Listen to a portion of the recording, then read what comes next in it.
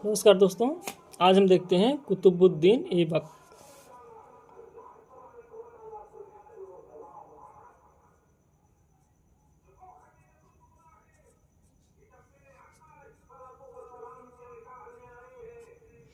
आज हम पढ़ते हैं कुतुबुद्दीन ऐबक को। माफ़ी चाहेंगे दोस्तों, आज बाहर आवाज़ होने के कारण हम वाइट बोर्ड पर नहीं पढ़ा पा रहे हैं, तो आज हम पेपर पर ही आप लोगों को पढ़ाते हैं।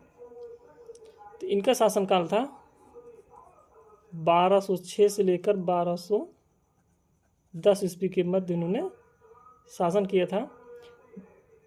आगे देखते हैं। दिल्ली का प्रथम स्वतंत्र तुर्क सुल्तान एवं भारत में तुर्की राज्य की स्थापना कुतुबुद्दीन ऐबक को माना जाता है। कुतुबुद्दीन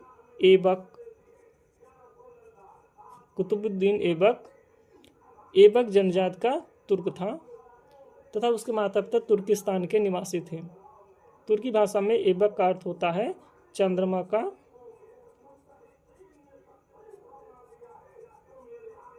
स्वामी। क्या होता है अर्थ इसका? ऐबक का अर्थ होता है चंद्रमा का स्वामी। ऐबक को बाल्यकाल से ही निसापुर, कहाँ पर? निसापुर अर्थात फारस में काजी फखरुद्दीन अब्दुल कूफी, किसके यहाँ?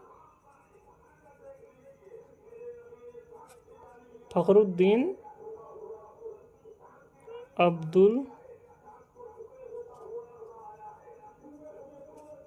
कूफी के हाथों इन्हें बेच दिया गया था। इनके यहाँ जाने के बाद कुतुबुद्दीन ऐबक ने अत्यंत सुरीली स्वर में कुरान पढ़ना सीख लिया, इसलिए उसे कुरान खां, क्या कहते हैं? कुरान खां के नाम से जाना जाता था, अर्थात वह कुरान खां के नाम से प्रसिद्ध हो गए। काजी की मृत्यु के उपरांत उसके पुत्रों ने उसे गजनी लाया। कहाँ पे लाए? उसे गजनी लाए तथा ऐबक को मोहम्मद गोरी ने उसे खरीद लिया। प्रारंभ में गोरी ने उसे सेना की एक टुकड़ी का नायक बना दिया। क्या बनाया? नायक बना दिया गया तथा उसके उपरांत उसे अमीर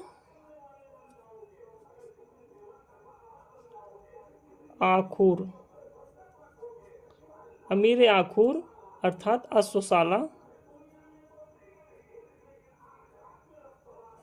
अश्वशाला का अध्यक्ष बना दिया गया। 1192 में गोरी ने ऐबक को अपने मुख्य भारतीय प्रदेशों का सूबेदार नियुक्त कर दिया। इसी क्रम में उसे अजमेर, कन्नौज तथा कलिंजर को जीता। 1205 से 1206 तक उसने वायसराय से मलिक का पद दिया तथा भारतीय साम्राज्य का वली अहद अर्थात उत्तराधिकारी नियुक्त कर दिया।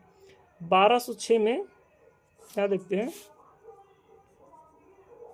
1206 में गोरी की मृत्यु हो जाने के उपरांत लाहौर के नागरिकों ने ऐबक को दिल्ली बुलाया तथा साम्राज्य ग्रहण करने की प्रार्थना की।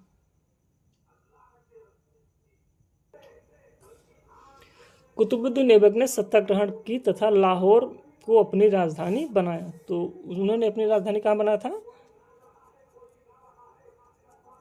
लाहौर को अपनी राजधानी बनाया। उसका राज्यारोहण 25 जून 1206 को हुआ था। सिंहासन ग्रहण करने के बाद भी उसने अपने आप को गुलाम अर्थात सुल्तान घोषित नहीं किया, बल्कि मलिक या सिपा सलार की पदवी से ही संतुष्ट रहा। उसने न तो अपने नाम का खुतबा पढ़ाया और न ही अपने नाम के सिक्के जारी किए। 1208 में जब गौर के सुल्तान गयासुद्दीन महमूद से ऐबक को दास मुक्त पत्र प्राप्त हुआ।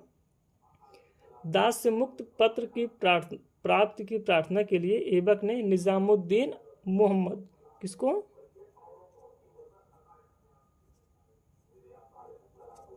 निजामुद्दीन मोहम्मद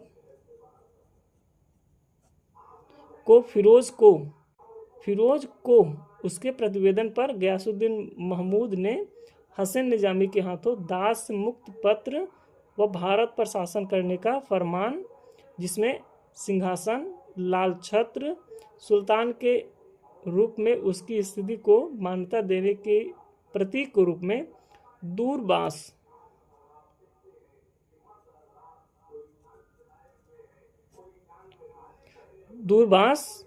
दो शीर्ष युक्त राजसी दंड, पताके एवं नगारा भेजा, सुल्तान की पदवी से विभूषित किया। ऐबक ने अपने लगभग 4 वर्षों तक शासन किया। सुल्तान बनने के उपरांत उसका सबसे पहला कार्य ख्वारिज्म के शाह को दिल्ली तथा गजनी पर अधिकार करने से रोकना तथा अपने प्रतिद्वंदी कुबाचा और एल्दोस का दमन करना था। आपको पहले बता दें, मोहम्मद गोरी के 3 गुलाम थे, जिसमें पहला कुतुबुद्दीन ऐबक थे, दूसरा कुबाचा और तीसरा यल्दोस थे। यल्दोस कुबाचा का विवाह उसने अपनी एक पुत्री के साथ कर दिया तथा दूसरी पुत्री का विवाह उसने इल्तुतमिश के साथ किया था। उसे 1208 में एल्दोस को पराजित कर दिया तथा गजनी पर अधिकार कर लिया। किंतु इसी युद्ध में ऐबक का प्रसिद्ध दास तमगाज, कौन? तमगाज रूमी भी युद्ध में मारा गया। किंतु गजनी पर ऐबक का अधिकार स्थायी न रहा। उसने गजनी के प्रभाव से भारत को मुक्त किया तथा प्रभावशाली सुरक्षा की दृष्टि से ऐबक ने आजीवन लाहौर में रहना निश्चित कर लिया। उसे ने कभी भी दिल्ली में रहने का अवसर नहीं मिला। उसका दूसरा विरोधी नासिरुद्दीन कुबाचा था, जो मुल्तान, उच्छ व सिंध का सूबेदार था। मोहम्मद गोरी की मृत्यु के बाद वह स्वतंत्र शासक की तरह व्यवहार करने लगा था। ऐबक ने कूटनीति की चाल से अपनी एक पुत्री का विवाह कुबाचा से कर दिया तथा बाद में कुबाचा ने ऐबक की अधीनता को स्वीकार कर लिया। यदि उसकी प्रारंभिक उपलब्धियों की बात करें तो उसने हिंदू मंदिरों को तोड़कर उसकी सामग्री से 2 मस्जिद बनवाए। एक दिल्ली में कुब्बत उल इस्लाम, कौन सी मस्जिद थी? कुब्बत उल इस्लाम, तथा अजमेर में 2.5 दिन का झोपड़ा।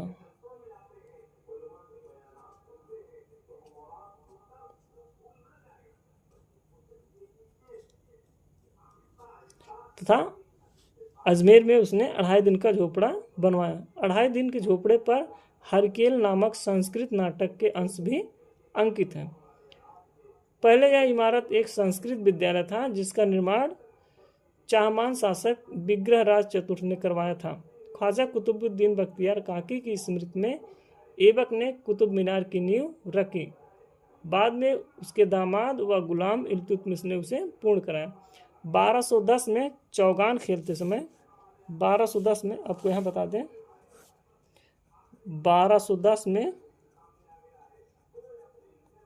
चौगान खेलते समय अर्थात आधुनिक समय का पोलो को खेलते समय घोड़े से गिरकर उसकी मृत्यु हो गई। लाहौर में ही उसे दफना दिया गया।